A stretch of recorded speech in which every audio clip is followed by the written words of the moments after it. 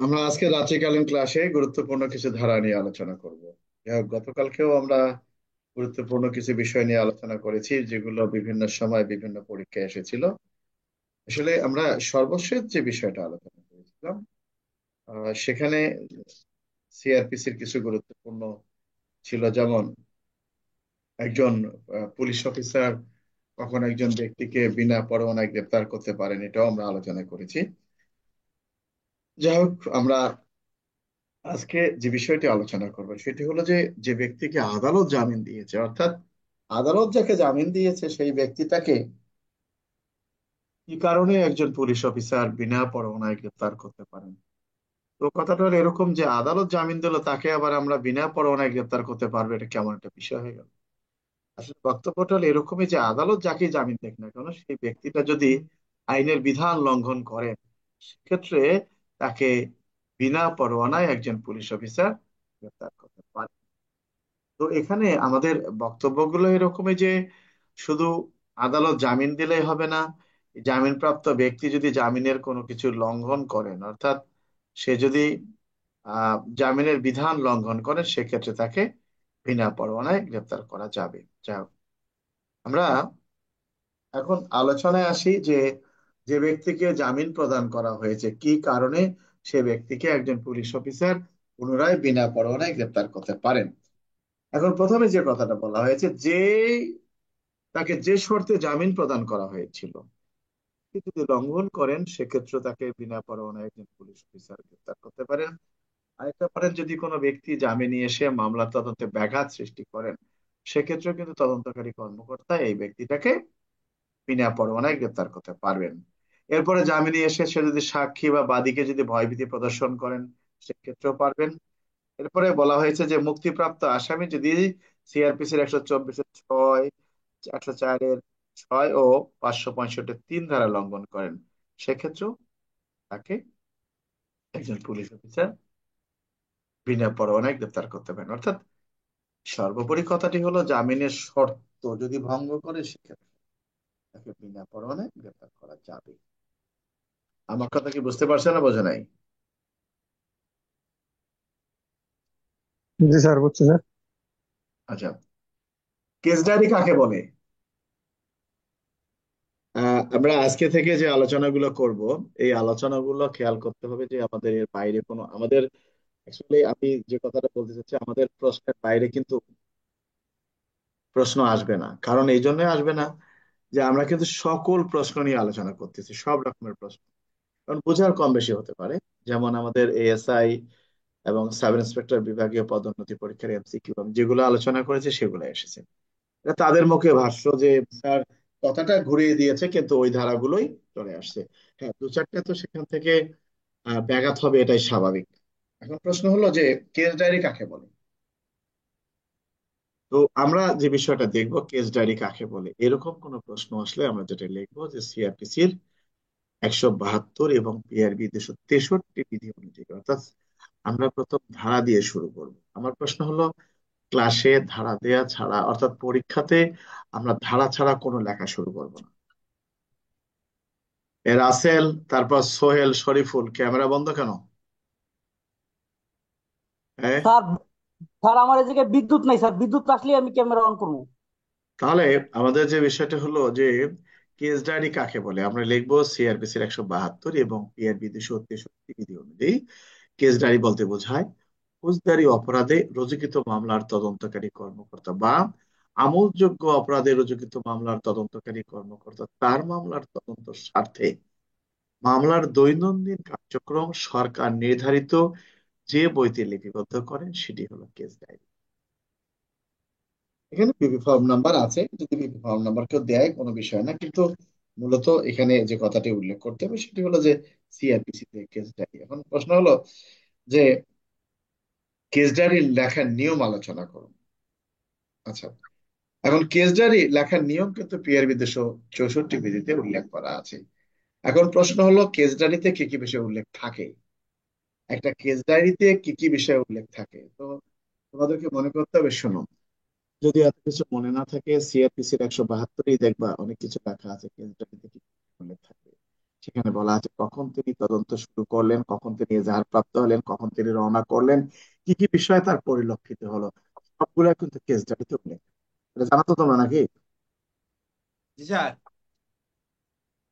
আচ্ছা, এখন এই কেস ডায়েরির যে বক্তব্যটা, এখানে যে কেস ডায়েরিতে কি কি বিষয় উল্লেখ থাকে, ঘটনার তারিখের সময়, ঘটনাস্থল, থানায় অভিযোগ পেশ করার তারিখ এবং সময়, অভিযোগকারীর নাম, যদি নাম ও ঠিকানা, আসামির নাম ঠিকানা যদি থাকে, মামলা নম্বর, লুণ্ঠিত মালামালের বিবরণ, রুজুকারী অফিসার, ঘটনার সংক্ষিপ্ত বিবরণ, তদন্তকারী কর্মকর্তাকে, ইত্যাদি এখানে উল্লেখ করা থাকে। অর্থাৎ কেস ডায়েরিতে বাবা, হ্যাঁ বলো। এই, বন্ধ করো, কে কথা বলতেছো? তার মানে কেস ডায়েরিতে যে বিষয়গুলো উল্লেখ থাকে, সেখানে কেস ডায়েরিতে আবার কেস রেকর্ড নাম্বার থাকে। যাই হোক, তাহলে আমরা যে বিষয়টা বুঝলাম যে কেস ডায়েরি কি কি বিষয় উল্লেখ থাকে, এটা আমরা বুঝলাম। তো আমাদের সিআরপিসি তে কিছু গুরুত্বপূর্ণ বিষয় আছে, আমি একটু কথা বলে নিই।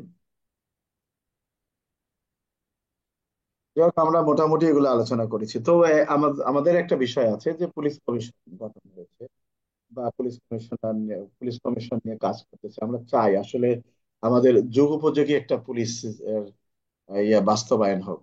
তো আমরা আসলে আইন বাস্তবায়ন হবে, অফিসাররা কতটুকু সংশোধন হবে, পুলিশ কতটুকু নিজেকে সংশোধন করবে সেটা আলাদা বিষয়, জনসাধারণ কতটুকু সংশোধন হবে সেটা আলাদা বিষয়। তবে এরকম একটা নীতিমালা প্রয়োজন যে, যেমন বিনা মানে তদবির করা, তদবির বা যদি প্রমাণ হয় তার শাস্তি দিতে হবে। এবং তার জন্য শাস্তি, যেমন মার্শাল্লাহ কোর্টের মধ্যে আর্মিদের একটা শাসন ব্যবস্থা আছে, অন্যান্য কোর্টের আছে, এরকম করা উচিত বলে আমি মনে করি। কারণ যেখানে আইনের শাসনটা বেশি থাকে, সেখানে কিন্তু অপরাধটা কমে যায়, এটা জানো তো। জি স্যার, বাস্তব স্যার। আমি একটা কথা বলিনি, আমার কথাগুলো একটু খারাপ মনে হতে পারে। মনে করো যে আজকে তুমি একটা অফিসে আছো, তোমার অফিসের চিফ যিনি, তিনি বললো যে কালকে আমার যেতে একটু 11টা বাজবে। তো তুমি আবার কি করবা, যে লোকটা 8টায় আসো, 7টায় 11টায় আসবে, আমি 9টা 9:30 গেলেই হবে। হ্যাঁ, এটা কিন্তু তুমি রিল্যাক্স মুডে চলে যাও। তো এই জন্য বিষয়টা হলো, আইন আমার মনে হয় কড়াকড়ি থাকাটাই ভালো। জি হ্যাঁ, স্যার। কড়াকড়ি থাকাটাই ভালো। কড়াকড়ি বলতে আইনটা আছে, প্রয়োগটা করতে হবে। তো আমরা চাই একটা ভালো কিছু হোক আমাদের জন্য। কারণ স্যারেরা যেগুলা কাজ করতেছেন, ওনাদেরও প্রয়োজন উপরেই, এগুলো প্রয়োজন। কিন্তু আমার এর সাথে আরেকটা বিষয় প্রয়োজন আছে। শুধু কনস্টেবল আর এই ইন্সপেক্টর পর্যন্ত করলে হবে না, ওসি পদায়নের ক্ষেত্রে একটা নীতিমালা এভাবে করতে হবে যে কাকে ওসি দিবে, কিভাবে দিবে। এসপি পদায়নের ক্ষেত্রে, এসপি, ডিআইজি এবং আইজি, ওনাদের ক্ষেত্রেও কিন্তু এটা করা উচিত বলে আমি মনে করি। হ্যাঁ, কারণ প্রতিটা ক্ষেত্রেই শুধু একজন লোক, অনেক কিছুই আমরা দেখেছি, বিশেষ করে আরোর উপরে নির্ভর করে এসপি সাহেবরা অনেক ক্ষেত্রে। আরো সাহেব মানে আরো কেন্দ্রিক, হেড অ্যাসিস্ট্যান্ট কেন্দ্রিক, পিএ কেন্দ্রিক, এই সমস্ত অফিসার আমাদের প্রয়োজন নেই। আমরা জানি তাদেরকে পদায়ন করতে গেলে বিভিন্ন জায়গায় বিভিন্ন ভাবে তাদেরকে যেন ঘুরে ঘুরে কাজ করতে হয়, তাহলে তারা বুঝতে পারে। হ্যাঁ, কারণ একটা পুলিশ সে কোর্টে গেলে কতটুকু আহ, তাকে কষ্ট করতে হয়, বা কি কি সমস্যার সম্মুখীন হতে হয়, পুলিশ ট্রেনিং সেন্টারে তাকে কি করতে হয়, অনেক কিছু বিষয়টা।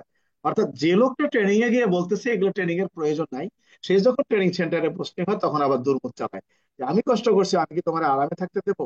এই জাতীয় লোকের আমাদের প্রয়োজন। আমাদের হলো সবাই যেন সবার প্রতি শ্রদ্ধাশীল হয়, এবং সবাই যেন সবাইকে সম্মান করে, সবার প্রতি যেন সবাই ভালোবাসা থাকে, এবং এইরকম জিনিস আমরা প্রয়োজন। যাক, কারণটা হলো আমরা এখন আলোচনা করবো পুলিশ আইন। অনেকেই ভেবেছিল যে পুলিশ আইনটা এর মধ্যে পরিবর্তন হয়ে যায় আমাদের পরীক্ষা, তারা কিন্তু বেশি একটা পাশ করে নাই। এবার যে এমসিকিউ পরীক্ষা হয়েছে, কর্তৃপক্ষ কিন্তু অনেক সজাগ দৃষ্টিতে দেখেছেন। কারণ কর্তৃপক্ষ এত কঠিন হয়নি, যে ছেলেরা বিভিন্ন ঝামেলায় ছিল, পড়াশোনা করতে পারে নাই, ওনারা কিন্তু ভালোই পরীক্ষা নিয়েছেন। এবং আমার মনে হয় অনেকেই পাশ করেছে। কি পাশ করছেন আরো বেশি? জি স্যার, ভালো পাস করছে স্যার। হ্যাঁ, আমার যতগুলো ছাত্র আছে একজন ফেল করছে। তো তোমাদের বরিশালের মনে হয় ঝালকাঠির আওলাদ, আর সবাই পাশ করছে। যাই হোক, আমরা আলোচনা করি। তো পুলিশের যে বিষয়টি আছে এখানে, আমাদের আলোচনাগুলো হলো বিগত সালে যেগুলো প্রশ্ন এসেছিল সেগুলো। তো প্রশ্ন আসছে এখানে, যেমন আমরা জানি যে পুলিশের 34 ধারায় একজন পুলিশ সদস্য একজন ব্যক্তিকে বিনা পরোয়ানায় গ্রেপ্তার করতে পারে। তো অনেক বড় প্রশ্ন। তো প্রশ্ন হলো যে আহ জনৈক ইউপি সদস্য, জনৈক জনৈক ব্যক্তি কি করেছেন, জনৈক ব্যক্তি তার ছেলের খাতনা, সুন্নতে খাতনা। প্রশ্নটা হলো মাদারীপুর জেলার মোস্তফাপুর মোড়ে, অর্থাৎ মাদারীপুর জেলার মোস্তফাপুর মোড়ে জনৈক ব্যবসায়ী দিন মোহাম্মদ তার ছেলের সুন্নতে খাতনা উপলক্ষে রাস্তার মধ্যে গরু জবাই করেন। তা পুলিশের 34-এ কিন্তু বিষয়টি বলা আছে। এখন কথা হলো, উক্ত ব্যবসায়ী কোন ধরনের অপরাধ করেছেন? তো ব্যবসায়ী পুলিশ আইনে 34-এর 1 ধারার অপরাধ করেছেন। অর্থাৎ পুলিশ আইনে 34-এর 1 ধারায় বলা আছে, কোনো ব্যক্তি কোনো রাস্তায়, প্রকাশ্য কোনো স্থানে, জনসাধারণের সমাগম স্থানে কোনো গরু, দুর্গত কোনো পশুর চামড়া ছড়াতে পারবে না কিংবা জবাই করতে পারবে না, তা জীবিত হোক আর মৃত হোক। তাহলে ওই ব্যক্তিটা এই ধারায় অপরাধ করেছেন, ভালো কথা। আচ্ছা, তার মানে এখানে যদি প্রশ্ন আসতো যে আহ এরকম ঘটনায় পুলিশ অফিসারের করণীয় কি, তাহলে পুলিশ অফিসার তাকে বিনা করাই যেতে পারে। কিন্তু তার শাস্তিযোগ্য অপরাধ কি? সে কি শাস্তি করে, কি অপরাধ করেছে? তাহলে 34 ধারায় সে যে অপরাধ করেছেন তার শাস্তি, যে কথাটা আছে সেটা আমরা লিখি 34-এর 1-এ। আচ্ছা, যাই হোক, এটা আমাদের গুরুত্বপূর্ণ না হলেও 34 ধারাটা আমাদের জন্য গুরুত্বপূর্ণ। যখন কিনা আমরা 34-এ, তখন আমরা আজকে যেটা আলোচনা করব, ভালো করে বলি, বেওয়ারিশ দাবিদারবিহীন সম্পত্তি পেলে পুলিশের করণীয় কি? কি করব আমরা? সাইফুল, শরীফুল, আমরা কি করব?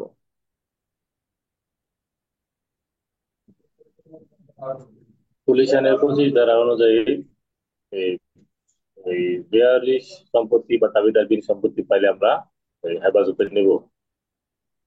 এবং আদালতকে অবহিত করব, কথাটা এভাবে না, আমরা লিখবো। আদালতের ম্যাজিস্ট্রেটের না, কাছে জানাবো। এখানে যদি প্রশ্ন আসে, আপনি একজন এটিএসআই, রাস্তার টহল ডিউটি করাকালে আপনি একটা বেওয়ারিশ সম্পত্তি পেলেন, আপনার করণীয় কি? বা যেমন প্রশ্ন আসছিল যে আপনি পাবনা শহরের একজন টিএসআই, রাত্রিকালীন টহল ডিউটি করাকালে অমুক অজন্তা সিনেমা হলের পাশে একটা লেগুনা গাড়ি দেখতে পেলেন। অনেক লোককে জিজ্ঞাসাবাদ করেন, লেগুনার মালিক সম্পর্কে কেউ কিছু বলতে পারে না।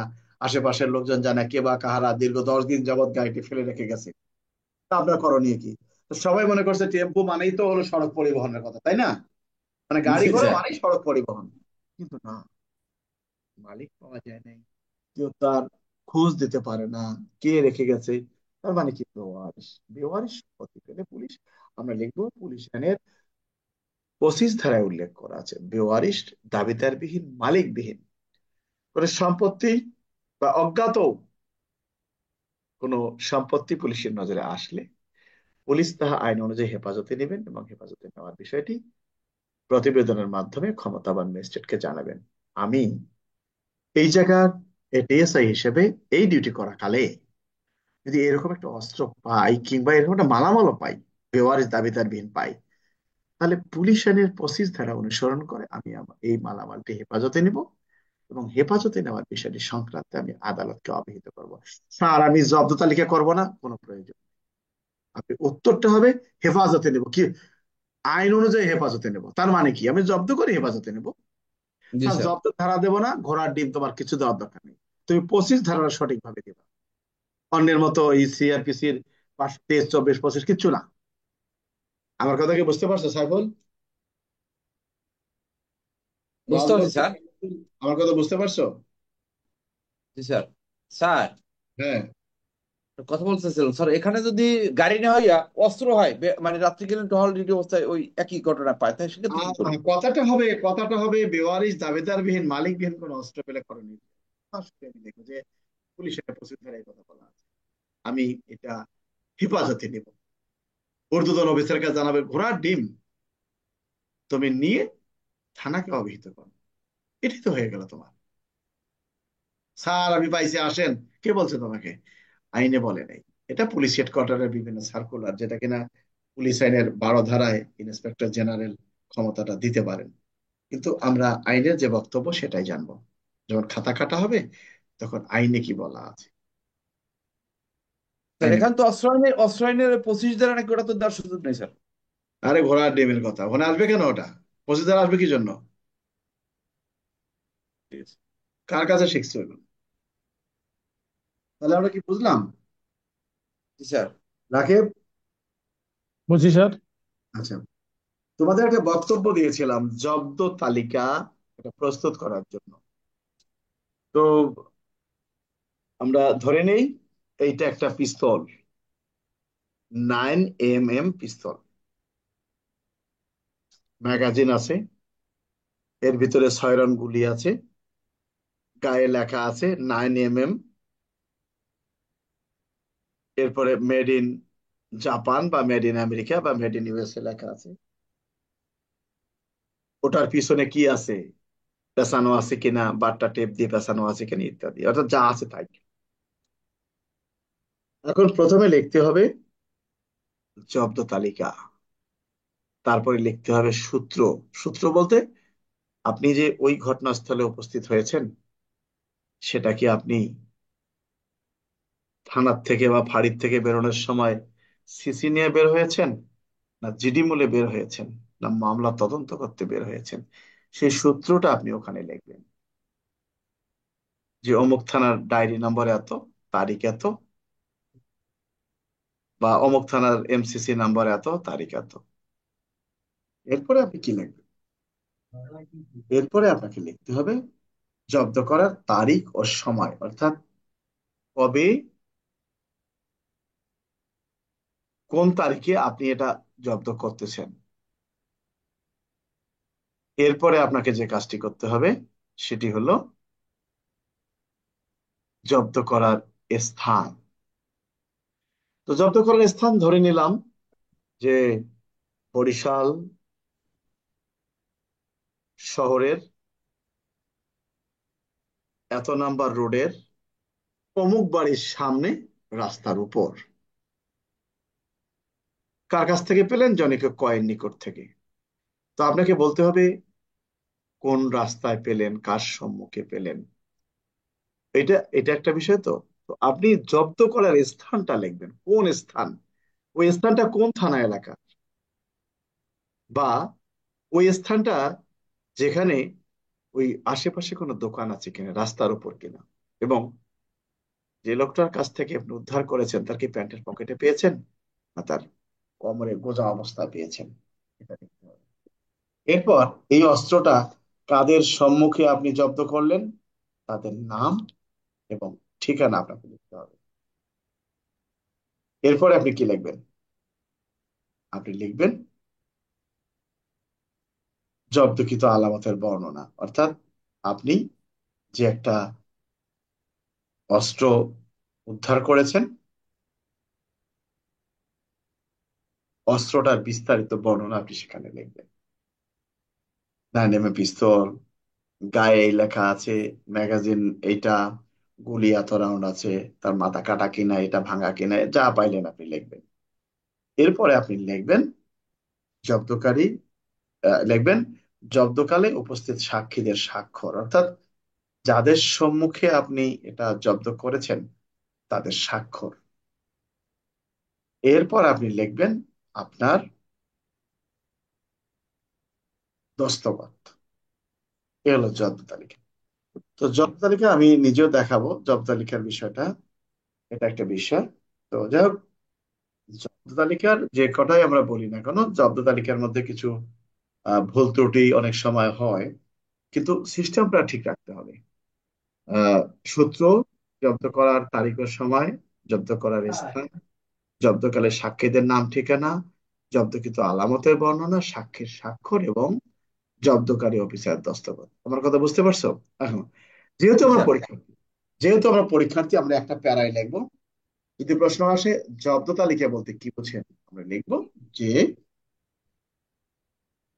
বেবি ফর্ম নাম্বার 44 বিআরবি 280 বিধি অনুযায়ী জব্দ তালিকা বলতে ওই তালিকাকে বোঝায় যে একজন পুলিশ অফিসার বা অন্য কোনো ব্যক্তি, ক্ষমতাপ্রাপ্ত ব্যক্তি অবৈধ কোনো কিছু উদ্ধার করে বিধি অনুযায়ী এই বিবি ফর্ম নাম্বার 44 অনুসারে যে হেফাজতে নেন, সেটি হলো জব্দ তালিকা। এখন এই জব্দ তালিকা একটা নমুনা জব্দ তালিকা প্রস্তুত করে তখন আমরা লিখবো যে নিম্নে অস্ত্র উদ্ধারের নমুনা জব্দ তালিকা প্রস্তুত করা হলো, এই বিষয়টা আমাদেরকে লিখতে হবে। আমার কথা কি বুঝতে পারছো? জি স্যার। স্যার। আর কিছু বলবা কেউ? আচ্ছা, জেনারেল ডায়েরি কাকে বলে? রিয়াজ শেখ। জি স্যার। তোমার নামটা ভুল আছে। তোমার রিয়াজ শেরিক না শেখ, কোনটা? শেখ হবে স্যার। শেখের ভয়ে যে প্রধানমন্ত্রী পালাই গেছে, সাবেক প্রধানমন্ত্রী চলে গেছে, আমার শেখ লাগলে তোমারও বিপদ হবে এজন্য নাকি? না স্যার। না, আমরা অনেক অফিসারকে দেখছি, তো আমরা অনেক অফিসারকে দেখছি সে অনেক অফিসারকে আমরা দেখছি, সেটা হলো যে যখনই জব্দতার দুঃখিত, যখনই আওয়ামী লীগ ক্ষমতায় আসছে নামের আগে শেখ লাগাইছে। হ্যাঁ, আওয়ামী লীগ ক্ষমতা থেকে যাওয়া মাত্রই শেখ টেক বাদ দিয়ে ডাইরেক্ট নাম দিয়ে দিচ্ছে, তো এই হলো অবস্থা। তোমার বানান ভুল, হ্যাঁ। যাই হোক, আচ্ছা, তাহলে আমরা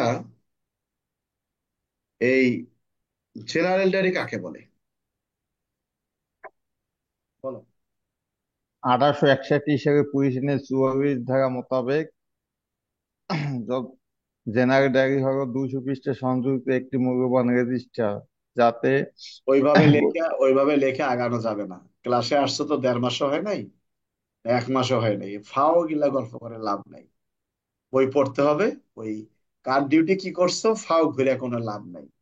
তোমাকে স্পষ্ট বলতে হবে যে পুলিশ আইনে 44, পিআরবি 377 বিধি অনুযায়ী জেনারেল ডায়েরি বলতে বোঝায় থানা অথবা ফাঁড়িতে পুলিশের দৈনন্দিন কার্যক্রম লিপিবদ্ধ করিবার নিমিত্তে সরকার কর্তৃক সরবরাহকৃত 200 পৃষ্ঠা যুক্ত যে বহি সরবরাহ করা হয়ে থাকে সেটি হচ্ছে জেনারেল। এখন প্রশ্ন হলো যে এই জেনারেল ডায়েরি কয়টার সময় খুলতে হয়? প্রত্যহ 8 ঘটিকার সময় খুলতে হয়, পরের দিন 8 ঘটিকার সময় বন্ধ করতে হয়। জেনারেল ডায়েরি কয় কপি হয়ে থাকে? জেনারেল সাধারণত কার্বনযোগ্য 2 কপি। আমার কথা কি বুঝতে পারছো না, বোঝো নাই? জি স্যার, বুঝছি স্যার। জেনারেল ডায়েরিতে কি কি বিষয় উল্লেখ করা থাকে? অর্থাৎ প্রশ্ন দুটো, একটা হলো জেনারেল ডায়েরি কাকে বলে, জেনারেল ডায়েরিতে কি কি বিষয় উল্লেখ থাকে, প্যারা হবে দুটা। তো প্রথমেই যদি বলি একেবারে গরু মহিষ হারাইটা গেছে সব লিখে, তাতে ভুল হবে। প্রথম হলো জেনারেল ডায়েরি কাকে বলে। তো জেনারেল ডায়েরি কাকে বলে? যে থানা অথবা ফাঁড়িতে পুলিশের দৈনন্দিন কার্যক্রম, অর্থাৎ প্রতিদিন যে কাজগুলো হয় এটা লিপিবদ্ধ করার নিমিত্তে যে সরকার কর্তৃক একটা বই দেয়, এটি হলো জেনারেল। 200 পৃষ্ঠা। জেনারেল ডায়েরিতে কি কি বিষয় উল্লেখ থাকে? তাহলে আমরা লিখবো যে পুলিশ আইনে 44 এবং পিআরবি 377 বিধি জেনারেল ডায়েরিতে যে সকল বিষয় উল্লেখ থাকে। অর্থাৎ থানায় যদি মামলা হয় তার সংক্ষিপ্ত বিবরণ, থানায় যদি কেউ মারা যায় তার সংক্ষিপ্ত বিবরণ, আমলযোগ্য বা আমলের অযোগ্য কোনো অপরাধের সংবাদ আসলে তার সংক্ষিপ্ত বিবরণ, গরু মহিষ পশু টশু যা হারিয়ে গেছে তার সংক্ষিপ্ত বিবরণ, কোনো আসামি গ্রেপ্তার হয়ে গেলে তারও সংক্ষিপ্ত বিবরণ, কোর্টে পাঠানো হলে তার সংক্ষিপ্ত বিবরণ, কিংবা প্রাকৃতিক দুর্যোগ জলোচ্ছ্বাস বন্যা কলেরা মহামারী এগুলোর বা অগ্নিসংযোগ এটারও সংক্ষিপ্ত বিবরণ, এবং কখন কোন পুলিশ অফিসার কিভাবে দায়িত্ব গ্রহণ করলেন তারও সংক্ষিপ্ত বিবরণ উল্লেখ। এবং কোন পুলিশ অফিসার যদি কর্তব্য অবহেলা করেন তারও বিষয়াদি এখানে লিপিবদ্ধ করতে হবে। এখন প্রশ্ন হলো জেনারেল ডায়েরি লেখার দায়িত্ব কার? আমরা লিখব যে পুলিশ আইনে 44 এবং পিআরবি 377 বিধি পর্যালোচনা করে দেখা যায় জেনারেল ডায়েরি লেখার দায়িত্ব থানার ভারপ্রাপ্ত কর্মকর্তার বা অফিসার ইনচার্জের। তবে অফিসার ইনচার্জ প্রয়োজনে জেনারেল ডায়েরি অন্য কেউ লেখার দায়িত্ব প্রদান করতে পারে। আমার কথা কি বুঝতে পারছো না, বোঝো নাই? জি স্যার, বুঝছি স্যার। কে নাজমুল, বুঝছো? স্যার বুঝতে পারি স্যার। একজন কনস্টেবল কখন জেনারেল ডায়েরি লিখতে পারেন? কখন পারেন? এই সব বই থেকে ঘোড়ার ডিম তো খুঁজে পাবা না মিয়া, এত বোঝো না কেন, পড়ো না কি জন্য? একজন কনস্টেবল তখনই জেনারেল ডায়েরি লিখতে পারেন, পিআরবি 243-এ বলা আছে যে একজন কনস্টেবলকে যখন থানার ভারপ্রাপ্ত কর্মকর্তার দায়িত্বে রাখা হয় তখন ওই কনস্টেবল জেনারেল ডায়েরি লিখতে পারে। 243-এর পিআরবি তে উল্লেখ করা আছে। আমার কথা কি বুঝতে পারছো না, বোঝো নাই? জি স্যার, বুঝতে পারছি স্যার। কি জাফর ইকবাল, স্যার, বোঝো না কিছু? বুঝতে পারছি স্যার। মানে একটা প্যাচ দিলেই শেষ নাকি? পেঁয়াজ দিলে তো স্যার উড়ে যায় স্যার। তাই হলো। আচ্ছা, পুলিশ আইন অনুযায়ী কি কি অপরাধের জন্য একজন ব্যক্তিকে পুলিশ বিনা পরোয়ানায় গ্রেপ্তার করতে পারে? 34 ধারার মধ্যে যদি কখনো প্রশ্ন আসে যে পুলিশ আইনের পুলিশ আইনের বিধান অনুযায়ী বিনা পরোয়ানায় গ্রেপ্তারের শর্ত আলোচনা করুন।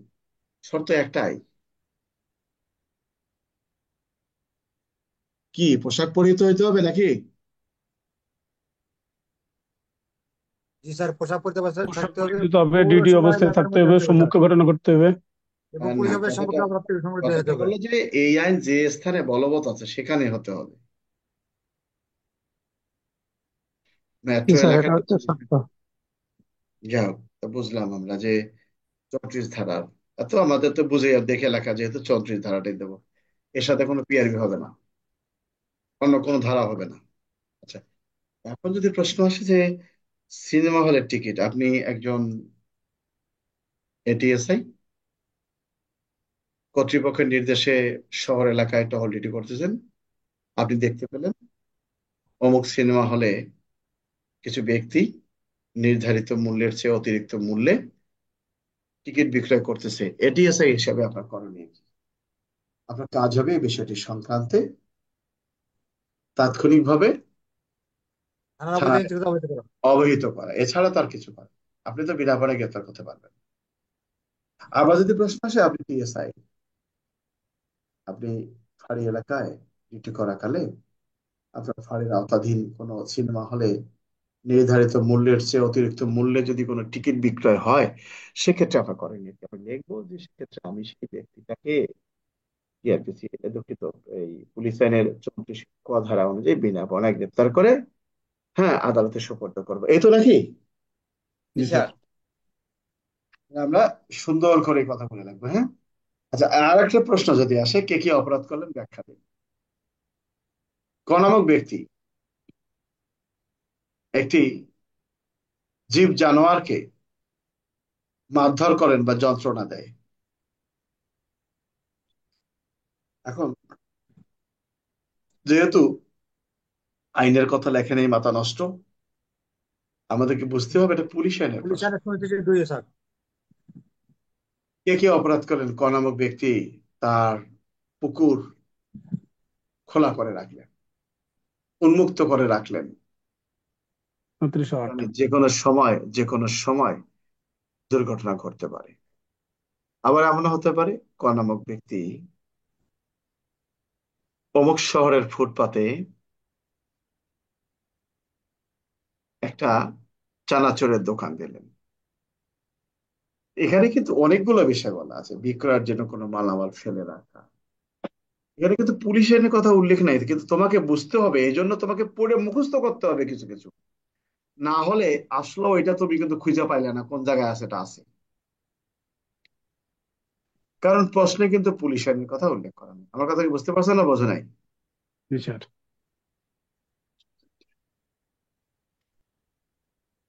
গতকালকে আমি গত পরশু গতকালকে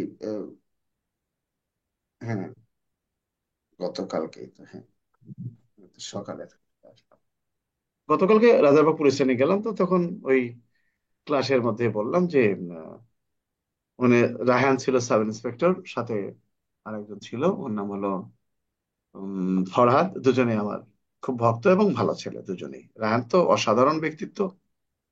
তো রায়হান বলছে, স্যার কি জন্য আসছেন? আমি কিছু বলি, বলেন। আমি আসলাম যদি কিছু বইটাই বিক্রি হয়, যাক তো হলোই।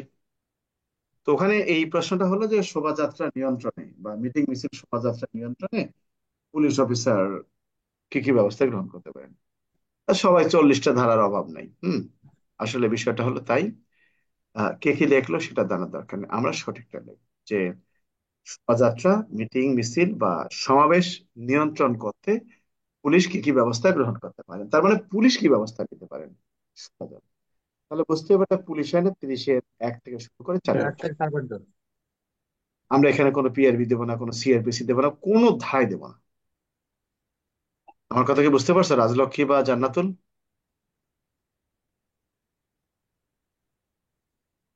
কি আমার কথা বোঝো নাই?